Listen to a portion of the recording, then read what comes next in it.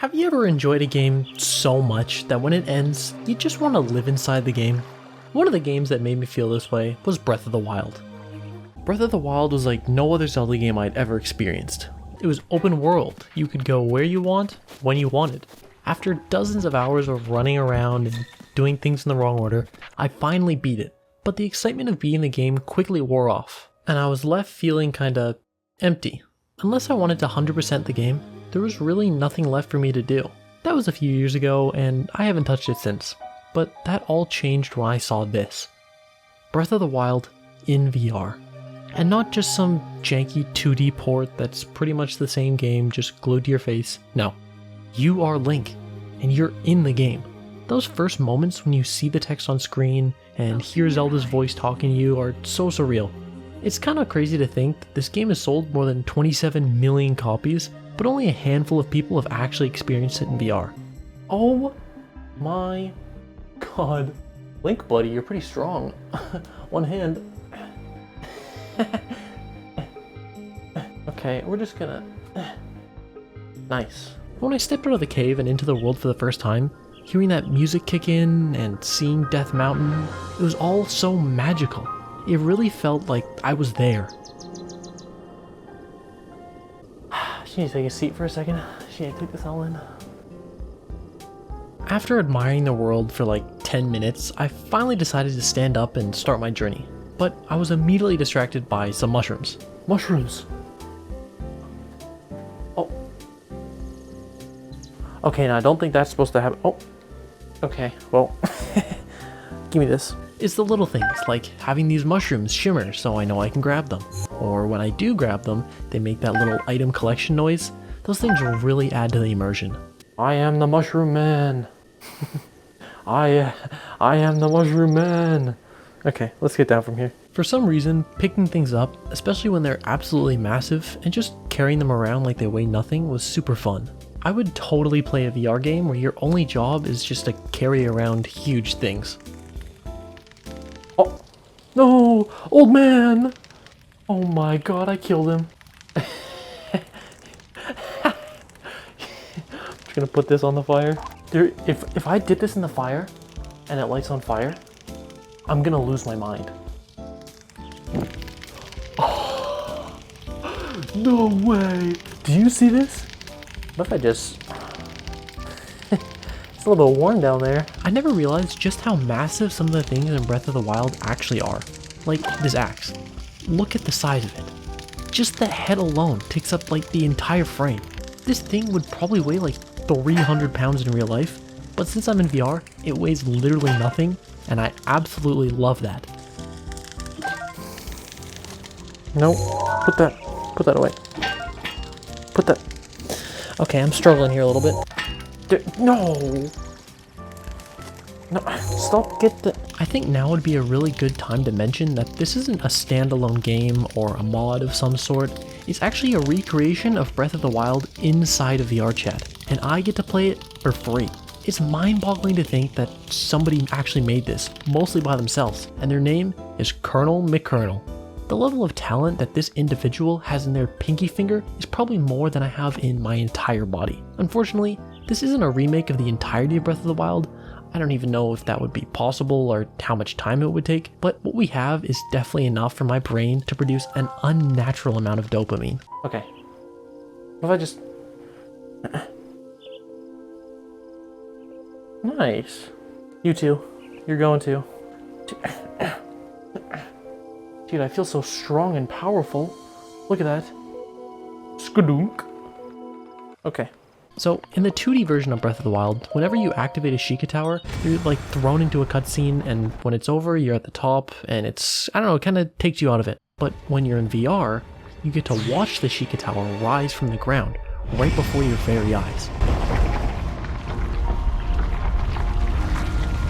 There's just something about it, just watching it rise from the ground, from that angle on the ground, it just puts it into scale. It's just so cool. Being at the top of the tower, watching the blue stuff drip into my iPad, then watching Ganon surround Hyrule Castle, all in real time, no cutscenes, it was so cool. Oh my god, imagine if you had a fear of heights. We're gonna jump into the water below. Are you ready, team? 3, 2, 1, yeet. Oh, Link. Oh, he's fine. Good job, Link. Holy frick, that's a fall. The next thing to do was complete the 4 shrines. And let me tell you, I spent a little bit longer than I'd like to admit on this first one. Like, I don't know, I thought I'd missed something, or so, I don't know, it didn't seem very obvious. I jumped in the water at one point, just in case the solution to my problems was in there, which it obviously wasn't, and I actually thought I was gonna have to restart, because I was stuck in the water. Wait, what's happening? Am I stuck? Alright, let's climb out. Wait, am I just stuck in the water now? Hello? Oh, spam jump, maybe it'll work. Help! Wait, am I actually just stuck in here? Wait. Help. Oh man, oh. Oh, never mind. I'm crazy. Oh, okay, that's awkward. Eventually, I managed to get unstuck, and then I figured out that all I had to do was press the giant eyeball with my trigger button, which, in hindsight, seems pretty obvious, but at the time, I had no clue. Thank you, Oman O. Oh my god, it's inside me. It is inside me, okay. Okay, you know what's terrifying in VR? Guardians. I mean, just look at this guy. This thing's like 15 feet tall, 30 feet wide. Can you imagine if this was a complete recreation of Breath of the Wild and one of these things was chasing you? Like, this one's powered off and I'm still terrified of it. He's got a little loop, little hole. You can put the stick in the hole. I probably shouldn't be doing this. Nice. Oh.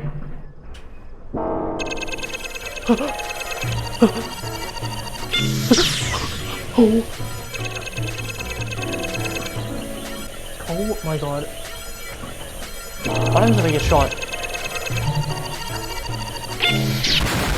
Playing Breath of the Wild in VR made me want to explore more of the Great Plateau than I ever had before. Like, who knew there were apple trees out here? Or what about this quaint little cottage? There's so many things in this tiny chunk of the world that I never knew about, and it just makes me think about all the things that I probably missed when I first played the game. Even after spending over an hour in this little part of the world exploring, there's still so many things that I definitely missed. Although everything up to this point has been amazing, my favorite part of the Great Plateau has always been the mountains. Maybe it's because of the snow, or the giant lake, or I don't know, something. I guess you could say there's just always been something about it that's just so cool. Having to physically climb up the mountain just made it so much more daunting. Not in a bad way though.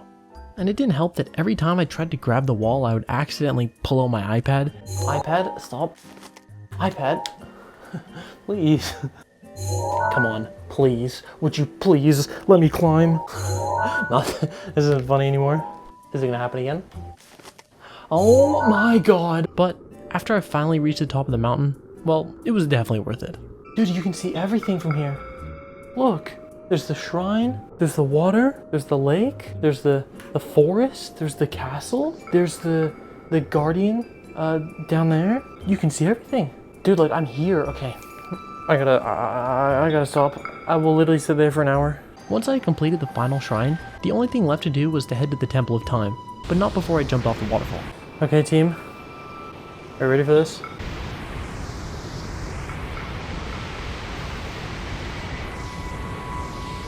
Oh, that was a little bit anticlimactic, but hey, that's okay. Splash. Oh, this is so cool. Ah, surely it's at the castle. The top of the castle, okay. Now we get up there once more, and we get something. Oh wait, no, we go inside, maybe? Hello.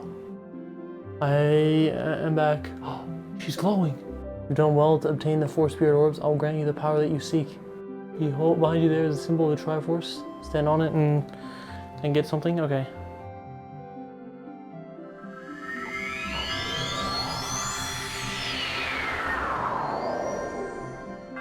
What the I don't think this was in the game.